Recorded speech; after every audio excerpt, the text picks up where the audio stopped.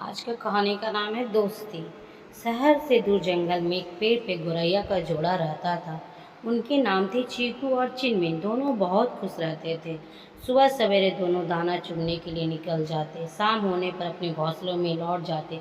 कुछ समय बाद चिनमिन ने अंडे दिए।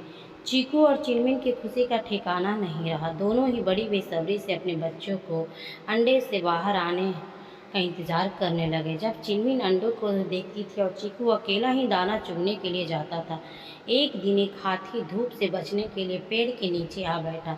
मदमस्त होकर वह अपनी सूंड से उस पेड़ को हिलाने लगा। हिलाने से पेड़ की वह डाली टूट गई जिस पर चीकू और चिनमिन का घोंसला था। इस तरह घोंसले में रखे अंडे टूट गए। अपने टूटे हुए अंडे को देखकर चिनमिन जोरों से रोने लगी। उनके रोनों की आवाज़ सुनकर चीकू और चिनमिन का दोस्त भोलू उसके पास आए और रोने के कारण पूछने लगे। चिनमिन ने सारी बात सुनकर यह बहुत दुख हुआ। फिर दोनों का धीरज बनाते हुए भोलू बोला, अब रोने से क्या फ़ायदा, जो होना था सो हो चुका। चीकू बोला, भोलू भाई यह बात तुम ठीक कह रहे हो, परंतु इस दुष्ट हाथी ने घमंड में आकर हमारे बच्चों की जान ले ली है।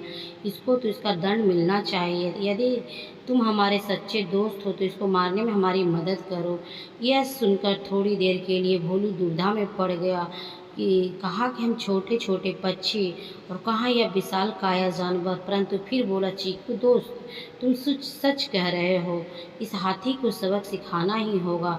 अब तुम मेरी अक्ल का कमाल देखो। मैं अपनी दोस्त बीना मक्खी को बुलाकर लाता हूँ, इस काम में वह हमारी मदद करेगी। और इतना कहकर वह चला गया। भोलू ने अपनी दोस्त बीना के पास पहुंचा और सारी बातें बता दी। फिर उसने अपने हाथी को मारने का उपाय पूछा। बीना बोली, इससे पहले कि हम कोई फैसला करें, अपने मित्र मेघनाथ मेढक को भी सलाह ले लूँ तो अच्छा रहेगा। वह बहुत अक्लमंद है, हाथी को मारने के लिए जरूर कोई आसान तरीका बता देगा। चीकू, भोलू और बीना तीनों मेघनाथ मेढक के पास गए। सारी बात सुनकर मेघनाथ बोला, मेरे दिमाग में उसे मारने की एक बहुत ही आसान तरकीब है। बीना बहन, सबसे पहले दोपहर के समय तुम हाथी के पास जाकर मधुर स्वर में एक कान में गूंजन करना। उसे सुनकर वह आनंद से अपनी आंखें बंद कर लेगा। उस समय भोलू अपनी तीखी आवाज़ जोर से उसकी दोनों आंखें फोड़ देना। इस प्रकार अंधा होकर वह इधर उधर भटकेगा।